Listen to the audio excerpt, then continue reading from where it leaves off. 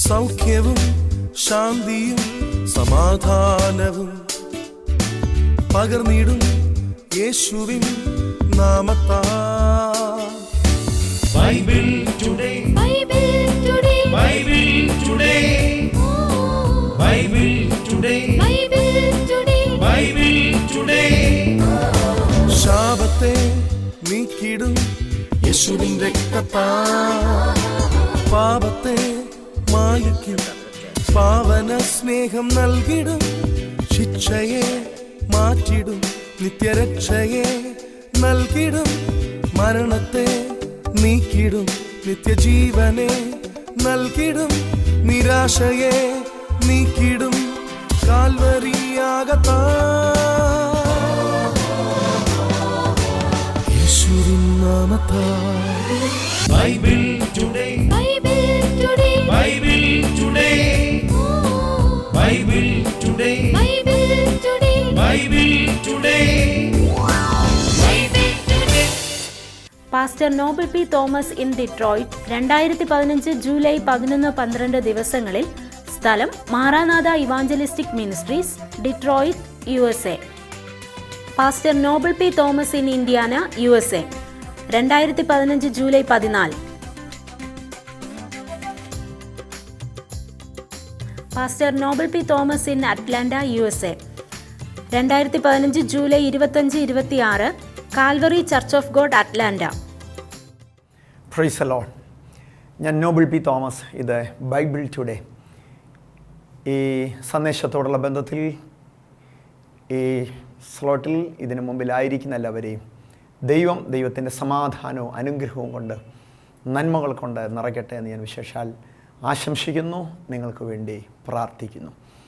ഇന്ന് Bible today എന്ന ഈ പ്രോഗ്രാമിൽ ദൈവത്തിൻ്റെ പരിശുദ്ധാത്മാവ് എൻ്റെ ഉള്ളത്തിൽ തന്ന ഒരു ചിന്ത നിങ്ങളുമായിട്ട് പങ്കുവയ്ക്കുകയും ദൈവനിയോഗപ്രകാരം നിങ്ങൾക്ക് വേണ്ടി ഞാൻ പ്രാർത്ഥിക്കുവാനും താല്പര്യപ്പെടുന്നു.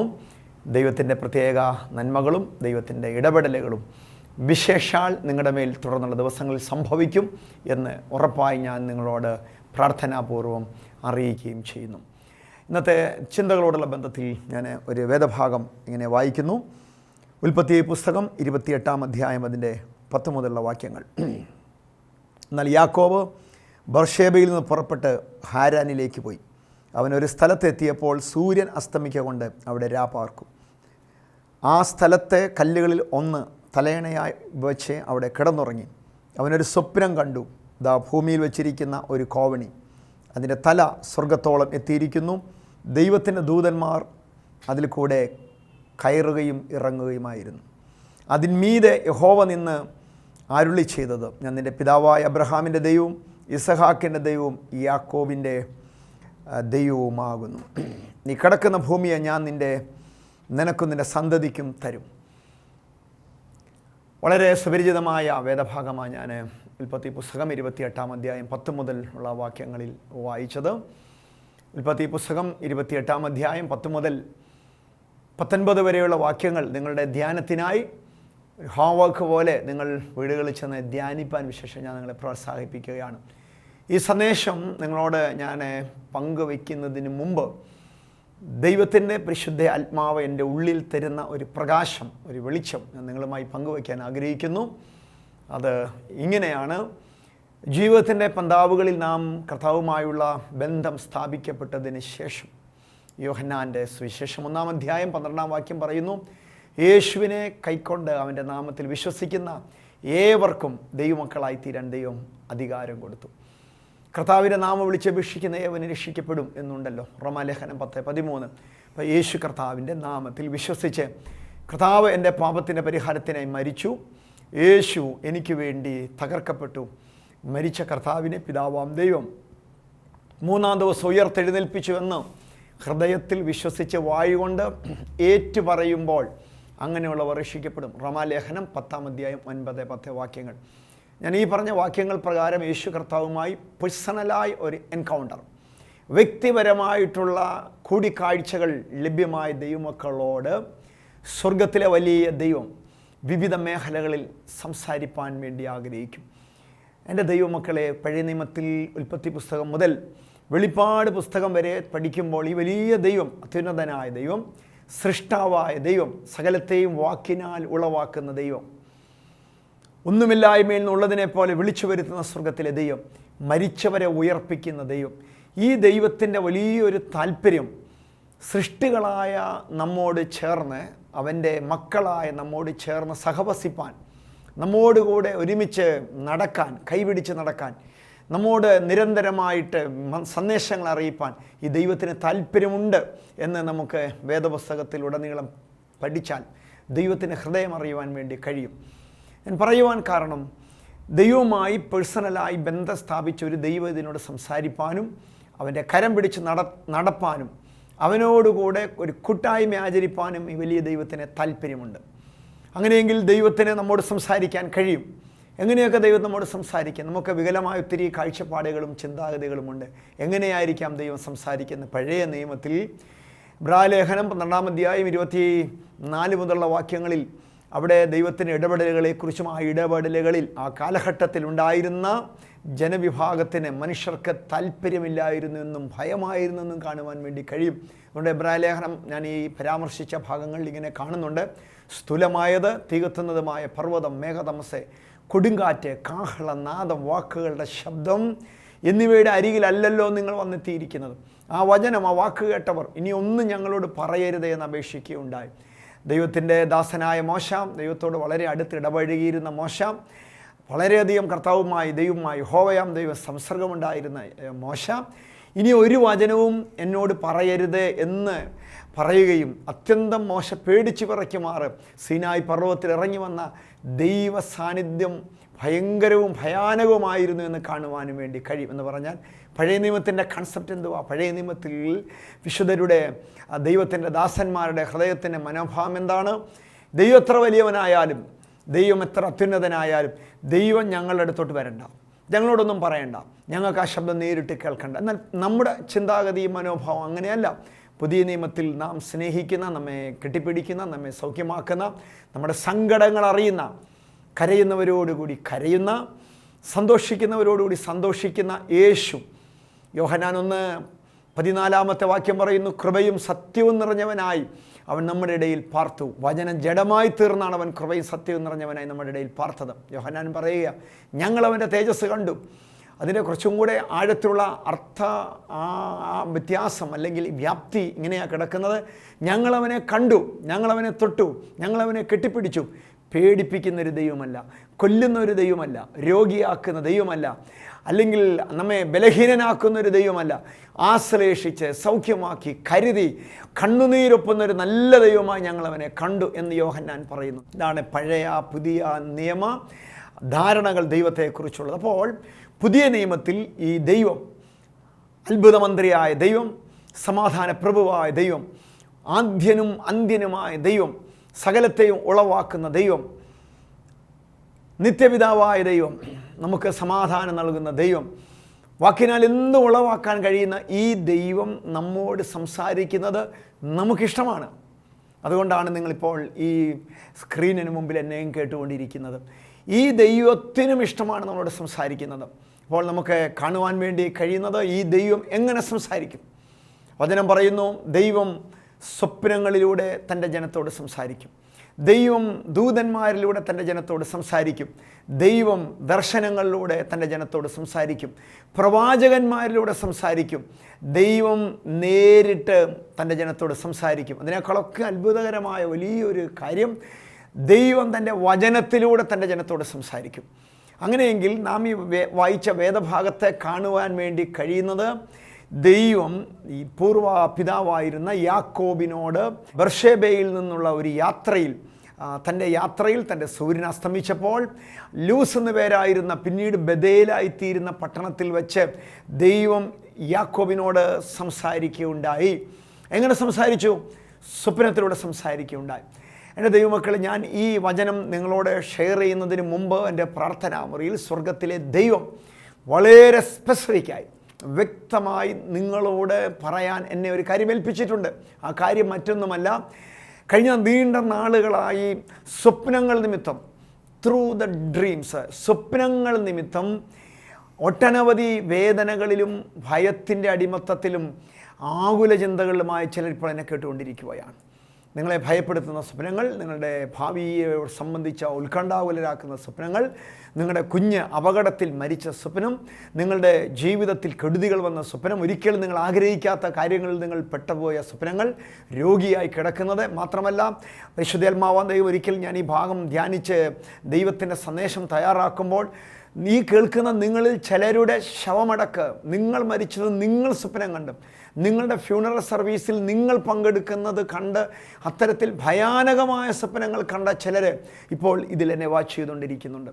അതേസമയം അതിൻ്റെ മറുഭാവം കൂടെ ഞാൻ പറയുന്നു. നിങ്ങളുടെ തലമുറയെക്കുറിച്ച്, രോഗികളായി കിടക്കുന്ന നിങ്ങളുടെ നല്ല ആരോഗ്യമുള്ളൊരനുഭവത്തെക്കുറിച്ച്, ജോലിയില്ലാത്ത നിങ്ങൾക്കൊരു ജോലി ലഭിച്ച നല്ലൊരനുഭവത്തെക്കുറിച്ച്, ഒരു പക്ഷേങ്കിൽ ഒരു ചെറ്റ കുടിലായിരിക്കും നിങ്ങൾ പാർക്കുന്നത്, ഒരു 100 രൂപയ്ക്ക് പോലും വകയില്ലാത്ത ഒരാളായിട്ടായിരിക്കും നിങ്ങൾ എന്നെ ശ്രദ്ധിക്കുന്നത്. നാളെയെക്കുറിച്ചുള്ള വലിയ ആകുലതകളുണ്ടാകാം, കടഭാരങ്ങളുണ്ടാകാം, നിങ്ങളുടെ തലമുറയെക്കുറിച്ചുള്ള ചിന്താഭാരങ്ങളുണ്ടാകാം, എന്തായിത്തീരും എന്നുള്ള നിങ്ങളുടെ യാഥാർത്ഥ്യങ്ങളിൽ ജീവിക്കുന്ന നിങ്ങൾ നല്ല സ്വപ്നങ്ങളും കണ്ടിട്ടുണ്ടാവാം.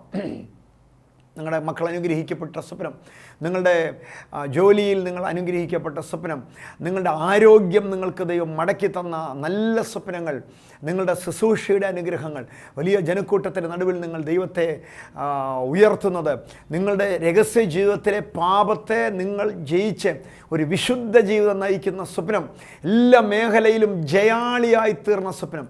അപ്പോൾ പോസിറ്റീവ് ആസ്പെക്റ്റിലും നെഗറ്റീവ് ആസ്പെക്റ്റിലും നാം ധാരാളം സ്വപ്നങ്ങൾ കാണുന്നവരാണ്. ഇതിൻ്റെ പിമ്പിൽ പലവിധമായ കാരണങ്ങളുണ്ട്. ഞാൻ അതിലേക്കൊന്നും പ്രവേശിക്കാനല്ല ആഗ്രഹിക്കുന്നത്.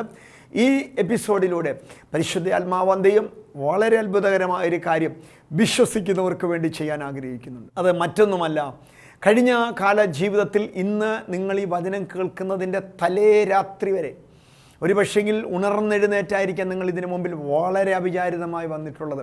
അങ്ങനെയെങ്കിൽ ദൈവം നിങ്ങളെ സ്നേഹിക്കുന്നു. ഈ വിഷയത്തിൻ്റെ ഫീഡ്ബാക്ക് എനിക്ക് അറിയണമെന്നൊരു നിർബന്ധവുമില്ല.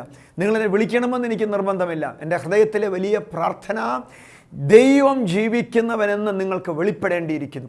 യേശു കർത്താവെന്ന് നിങ്ങൾക്ക് തിരിച്ചറിയേണ്ടതിന് നിങ്ങളെക്കുറിച്ചുള്ള ദൈവത്തിൻ്റെ പദ്ധതി, നിങ്ങളെ ഏൽപ്പിച്ച ദൈവത്തിൻ്റെ ദൗത്യം, നിങ്ങളുടെ മേൽ നിയമിച്ച നിയമനം, അത് വേറെ ആരിലേക്കും പോയിട്ടില്ല സഹോദര, അത് മറ്റൊരാളെ ഏൽപ്പിച്ചിട്ടില്ല സഹോദരി. നിങ്ങളെക്കുറിച്ച് ദൈവം നൽകിയ ദൈവത്തിൻ്റെ പദ്ധതികളും ദൈവത്തിൻ്റെ വലിയ ദൗത്യങ്ങളും പ്രിയപ്പെട്ട അങ്കിളെ, പ്രിയപ്പെട്ട ആൻറ്റി, പ്രിയ കുഞ്ഞ്, നിന്നിൽ നിന്ന് ദൈവം മാറ്റിയിട്ടില്ല എന്ന് നിങ്ങളോട് വ്യക്തമായി തെളിയിക്കേണ്ടതിനാണ് ഇപ്പോൾ ഞാൻ നിങ്ങളുമായി ഇപ്പോൾ ഈ കൂടിക്കാഴ്ചയ്ക്ക് ദൈവം ഒരു മുഖാന്തരം ഉണ്ടാക്കിയിട്ടുള്ളത്.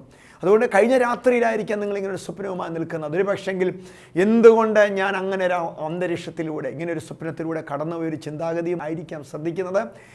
ഇപ്പോൾ തന്നെ എൻ്റെ മേൽ ദൈവം തന്ന ഒരു പ്രത്യേക നിയോഗത്തിൽ വളരെ ആധികാരികമായി കർത്താവിനിക്കുന്ന അധികാരത്തിൽ നിന്നുകൊണ്ട് ശക്തമായിട്ട് ഞാൻ പ്രഖ്യാപിക്കുന്നു. എൻ്റെ കൂടെ ഒരു ആമേൻ പറയാൻ നിങ്ങൾ തയ്യാറായാൽ മതി.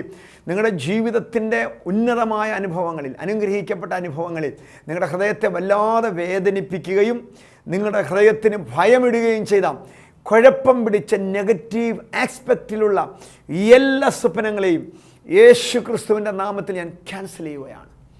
അതേസമയം അനുഗ്രഹിക്കപ്പെട്ട നല്ല ഭാവി ഉണ്ടാകും എന്ന് നിങ്ങളോട് ദൈവം ഇടപെട്ട് കാണിച്ച നല്ല സ്വപ്നങ്ങൾ അങ്ങനെ സംഭവിക്കട്ടെ എന്ന് യേശു ക്രിസ്തുവിൻ്റെ നാമത്തിൽ ഞാൻ ഇപ്പോൾ അനുഗ്രഹിക്കുകയാണ്. ഞാൻ പറയുകയുണ്ടായി, ദൈവം ഇടപെടും. ദൈവം ഇടപെടുന്നത് എങ്ങനെ ഇടപെടുന്നു? നേരിട്ടിടപെടും, വചനത്തിലൂടെ ഇടപെടും, തൻ്റെ പ്രവാചകന്മാരിലൂടെയും അഭിഷക്തന്മാരിലൂടെ ഇടപെടും. ദൈവം വചനത്തിലൂടെ ഇടപെടും, ദൈവം സ്വപ്നങ്ങളിലൂടെ ഇടപെടും. ഈ സ്ലോട്ട് വിശേഷാൽ നിങ്ങളെയും നിങ്ങൾ കണ്ട സ്വപ്നങ്ങളെയും ദൈവം നിങ്ങൾക്ക് തന്ന ദർശനങ്ങളെയും ആസ്പദമാക്കിയാണ് ഞാൻ സംസാരിക്കുന്നത്. അങ്ങനെയുള്ള ഏരിയയിൽ ലോകത്തിൻ്റെ വിവിധ ഇടങ്ങളിൽ, വിവിധ മേഖലകളിൽ കുടുങ്ങിക്കിടക്കുന്ന വലിയൊരു ഗണത്തെ യേശുവിൻ്റെ അധികാരം ഈ സ്ലോട്ടിലൂടെ വിടുവിക്കാൻ പോവുകയാണ്. നിങ്ങൾക്ക് ഉറപ്പായിട്ട് അത് വിശ്വസിക്കാം. ഞാൻ ഈ ഭാഗം വായിക്കാൻ ഒരു കാരണമുണ്ട്. യാക്കോബിൻ്റെ യാത്രയിൽ അവൻ്റെ സൂര്യൻ അസ്തമിച്ചപ്പോഴാണ് അവൻ ലൂസ് എന്ന പട്ടണത്തിൽ ഒരു സ്വപ്നം കാണുന്നത്. എൻ്റെ ദൈവമക്കളെ, നിങ്ങളെക്കുറിച്ചുള്ള ദൈവത്തിൻ്റെ ഉന്നതമായ ചില പദ്ധതികളുടെ കൺഫർമേഷൻ പുതിയ നിയമത്തിൽ വചനം പറയുന്നു. അരുളി ചെയ്ത ദൈവത്തിൻ്റെ വചനം അത് അത്ഭുതങ്ങൾ കൊണ്ടും അടയാളങ്ങൾ കൊണ്ടും ദൈവം ഉറപ്പിക്കാറുണ്ട്. ഗിദെയോൻ ഇങ്ങനെ അടയാളം ചോദിച്ച ഒരു ദൈവത്തിൻ്റെ ഭൃത്യനായിരുന്നു. അവനോട് ദൈവം വളരെ വ്യത്യസ്തമായ ഒരു മേഖലയിൽ ഇടപെട്ടപ്പോൾ, നീ കാരണം ആരും നിന്നെ സഹായിക്കാനില്ലെങ്കിലും ഒറ്റ ഒരു സൈന്യം എന്നതുപോലെ നിൻ്റെ മേൽ ഞാനൊരു അഭിഷേകം തന്ന് മിദ്യാന്യരുടെ അടിമത്തത്തിൽ നിന്നും ആക്രമണത്തിൽ നിന്നും ഇസ്രായേലിനെ മുഴുവൻ വിടുവിക്കുന്ന ഒരു വലിയ അടയാളമായി നിന്നെ ദൈവം ഉപയോഗിക്കും, നിന്നെ ദൈവം കരത്തിലെടുക്കുമെന്ന് ദൈവം നേരിട്ട് അവനോട് പറഞ്ഞപ്പോൾ അവൻ ദൈവത്തോട് അടയാളം ചോദിക്കുകയുണ്ടായി. ജീവിതത്തിൻ്റെ പാന്താവുകളിൽ ഒരു നിമിഷം പോലും ഇനി മുമ്പിലേക്ക് എനിക്ക് പോകാൻ കഴിയില്ല, ഇനിയും എനിക്ക് സഹിക്കാൻ പറ്റില്ല. ഇത്രയും പ്രാർത്ഥിച്ചിട്ട്, ഇത്രയും ദൈവത്തെ ആരാധിക്കുകയും സേവിക്കുകയും മറ്റെല്ലാവരെക്കാൾ വ്യത്യസ്തമായി കർശനമായി ജീവിതത്തിൽ പോളിസി സൂക്ഷിക്കുകയും ചെയ്തിട്ട് അനുരഞ്ജനമില്ലാത്തൊരു ജീവിതം, ജഡത്തോടും പിശാചിനോടും ലോകത്തോടും അനുരഞ്ജനമില്ലാത്തൊരു ജീവിതം ദൈവവചനപ്രകാരം ഞാൻ നയിച്ചിട്ടും ആ കാര്യത്തിൽ എൻ്റെ മാതാപിതാക്കളോട്, എൻ്റെ സഹോദരങ്ങളോട്, എൻ്റെ സ്നേഹിതരോട് പോലും യാതൊരു അനുരഞ്ജനവുമില്ലാത്ത ഒരു നല്ല പോളിസി ഞാൻ സൂക്ഷിച്ചിട്ടും ഇങ്ങനെ ആയി തീർന്നല്ലോ ദൈവമേ എന്ന് ഭാരപ്പെടുന്ന ചിലരെ കഥ ഉറപ്പിക്കാൻ പോവുകയാണ്.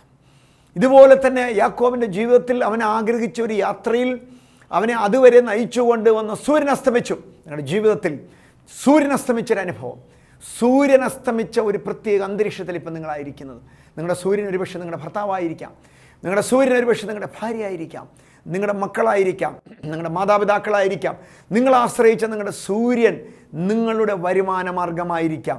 നിങ്ങൾ ആശ്രയിച്ച നിങ്ങളുടെ സൂര്യൻ നിങ്ങളുടെ ആരോഗ്യമായിരിക്കാം, സൗന്ദര്യമായിരിക്കാം, നിങ്ങൾക്കുണ്ടായിരുന്ന ചില ബന്ധങ്ങളായിരിക്കാം, ബിസിനസ്സായിരിക്കാം, നിങ്ങൾക്കുണ്ടായിരുന്ന ചില പ്രത്യേക ശുശ്രൂഷ മേഖലകളായിരിക്കാം.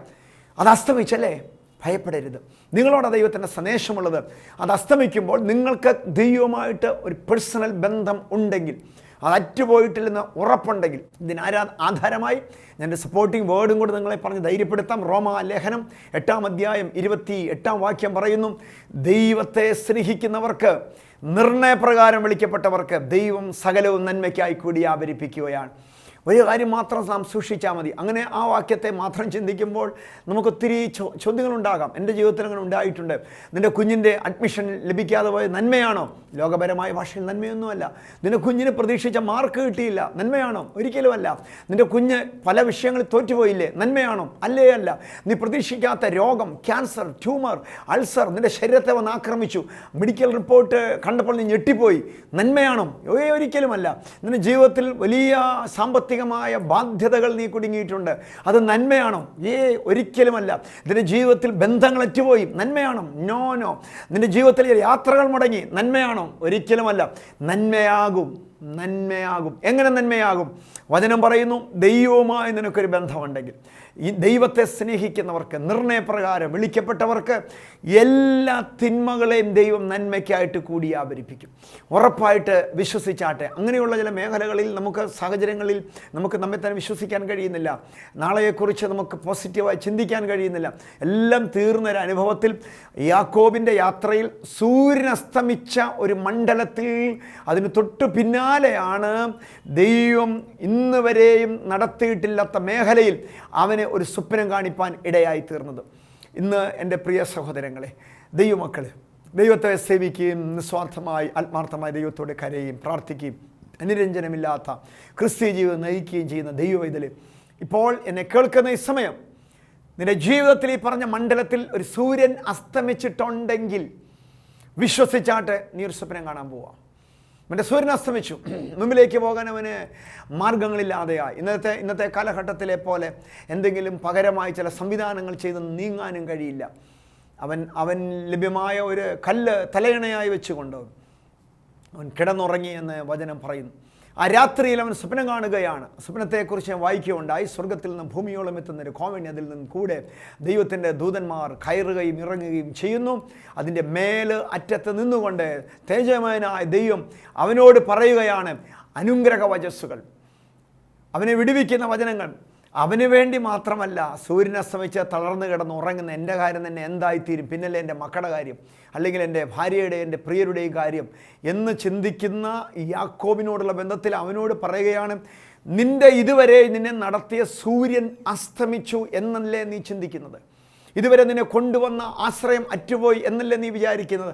അങ്ങനെയാണല്ലോ നീ ഉറങ്ങാൻ കിടന്നത്. എന്നാൽ നീ മാത്രമല്ല, നീ മുഖാന്തരം ഒരു ജനനദി മുഴുവൻ വിടുവിക്കപ്പെടാൻ പോവുകയാണ്. നീ മുഖാന്തരം ഒരു രാജ്യത്തെ മുഴുവൻ ഞാൻ വിടുവിക്കാൻ പോവുകയാണ്. ഒരു തലമുറയെ മുഴുവൻ ഞാൻ വിടുവിക്കാൻ പോവുകയാണ്. വിശ്വസിക്കാമെങ്കിൽ ഇന്ന് ദൈവത്തിൻ്റെ അത്ഭുതകരമായ ഇടപെടൽ, ഒരു സെക്കൻഡ് ടച്ച് വിശ്വസിക്കുന്ന നിൻ്റെ മേലും ഉണ്ടാകും. ഇവൻ ഈ അനുഗ്രഹ വചസ്സുകൾ ഈ സ്വപ്നമുഖേന ദൈവസന്നിധിയിൽ കണ്ടതിന് ശേഷം, ദൈവത്തിൻ്റെ നിന്നുള്ള സ്വപ്നം കണ്ടതിന് ശേഷം ഇവൻ ദൈവത്തോട് പ്രതിവചിക്കുകയാണ്. ഈ സ്വപ്നത്തിൽ ഒത്തിരി രസകരമായ അനുഭവങ്ങളുണ്ട്, വ്യാഖ്യാനങ്ങളുണ്ട്. നാം ധാരാളം ഇതൊക്കെ കേട്ടിട്ടുണ്ട്. അതിലൊന്നും ഞാൻ പ്രധാനമായി നിൽക്കാൻ താല്പര്യപ്പെടുന്നില്ല. ദൈവമക്കളെ, നമ്മുടെ സൂര്യൻ അസ്തമിക്കുന്നിടത്ത്, നാം പതറുന്നിടത്ത് ഓർക്കുക, ഇതുവരെ ഇല്ലാത്ത ഒരു വ്യത്യസ്തമായ മേഖല സ്വർഗത്തിലെ ദൈവം നമുക്ക് തുറക്കാൻ വേണ്ടിയാണ്.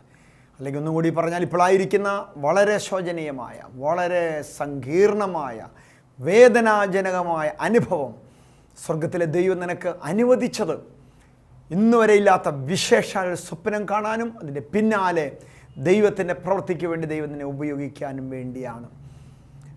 യാക്കോബ് താൻ ഈ സ്വപ്നം കണ്ട സമയത്ത് ദൈവത്തോടുള്ള തന്നെ ബന്ധം നിമിത്തം താൻ ചെയ്തത് മനോഹരമായി താൻ ദൈവത്തോട് പ്രതികരിപ്പൻ്റെയായി തീർന്നു. സ്വപ്നം കണ്ടവൻ ഉണർന്നു. അവനിങ്ങനെ പറയുകയുണ്ടായി, യഹോവയുടെ സാന്നിധ്യമുള്ള സ്ഥലം ഭയങ്കരം, ഞാനത് അറിഞ്ഞില്ല.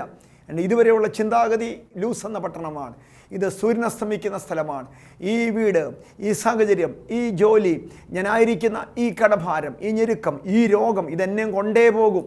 അല്ല, ഇതിൻ്റെ നടുവിൽ, സങ്കീർണമായ പ്രതിസന്ധികളുടെ നടുവിൽ സ്വർഗത്തിലെ ദൈവത്തിന് ഇപ്പോൾ പുതിയൊരു പാത, പുതിയൊരു അധ്യായം തുറക്കുവാനായിട്ടുണ്ട്. ഒരുപക്ഷെ നിങ്ങൾ അങ്ങനത്തെ ഒരു സാഹചര്യത്തിലായിരിക്കാം ഇപ്പോൾ എന്നെ കേട്ടുകൊണ്ടിരിക്കുന്നത്. യാക്കോബ് പ്രതികരിച്ചു, യാക്കോബ് പ്രതിവചിച്ചു. എന്താണ് അവൻ പ്രതികരിച്ചത്? എന്താണ് അവൻ പ്രതിവചിച്ചത്?